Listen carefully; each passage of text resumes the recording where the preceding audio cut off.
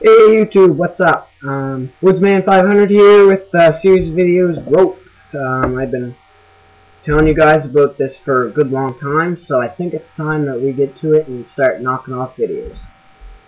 I'm just going to go up from twine all the way to large rope and straps. So I'm going to start on the smallest ropes I have, and then I'm going to move my way up. And I'm just going to tell you about it, what they're good for, so on. So I'm just going to show you what I got here today, and this will be my last series of videos before I head off to Lockport, so nobody bug me about getting more videos up because I'm not going to be able to. I'm on vacation, so don't bother me. Anyways, so I'm just going to show you what I got here, and I'm going to talk about it. This is my first video on twine, so right here. Okay, so this is twine that we use for landscaping purposes. As you can see, there's a large weight on the end. This probably weighs a good weight, 6 in the ground. It's been used quite a bit. It's good because you can shove this in the ground and then you can pan out how much you need. You can see and cut along this edge with your whatever you're using for sod cutter.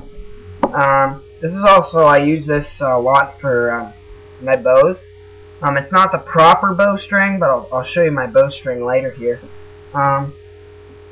It's not proper, but for my amateur ones, this is what I use. It's just cheap twine. It's nylon, by the way. It comes in, I think this used to be 500 feet. You can cut this off and then take out the excess and shove it back in this weight here. On this metal, this wooden piece, I don't think this was made this way. I think we made this ourselves. We use this for all our ropes. But anyways, you can make one of these easy. You can just draw out the shape you want on a piece of wood and then cut it all out and so on. You can also put a lanyard on here. Maybe a little thicker rope for holding on to or whatever. Like I said, I use this for my bows. This will wear down eventually, especially if you're using it on your bows. Good for amateur, starter, beginner, bow makers. Right now, I'm looking into getting more serious string that's actually meant for doing the job of bows. I've been making bows for a long time, probably since I was 6 or 7. In any case, I know that this breaks easy. It still works for a good long time until it starts to get worn down, and then you really need to change your string. Yeah, so this is my first video on twine. You could also use this for smaller purposes, like just tying up your shelter. It's good survival rope because without the weight, this is light. Even with the wooden piece. It's very light. It's not heavier like some of your heavy ropes that I'll show you later on, but it's a good light weight that you can carry on you. I wouldn't suggest a big piece like this. I'd suggest on a little something smaller. And we got a lot of little notch cut out there to take your end. Slide that in here, and then you can tie it off or whatever so that doesn't slide out in any way.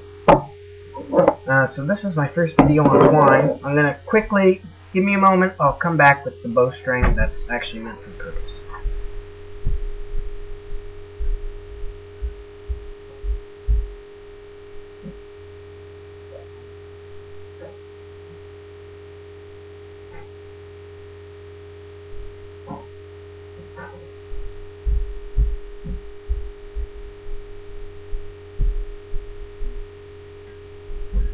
Okay, I'm back.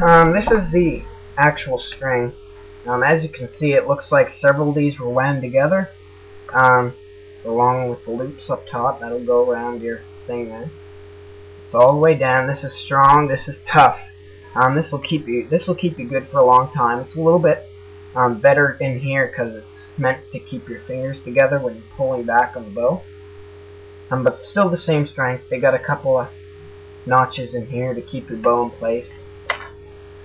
Let's see how much time. Okay, we're good. We're good for time. This is actual professional. This is meant for a longbow. This is not a crossbow or anything like that. This is meant for a longbow. And like I said before, I'm a tall guy. I'm probably 6'3", and so I need a big piece of string for my longbow. So this does look good for me. That this came with the bow. I think you can buy these separately at professional shops or even at Canadian Tire, wherever you live, you can buy them. Anyways, so just a couple things to remind you about. You've seen other videos on my piece of rope to carry your gear on your person. You could do the same thing with this. It's not going to be as strong as the bigger stuff, but it'll get the job done. And it'll keep your stuff on your person. And also a good survival item. We're pretty much wrapping up here.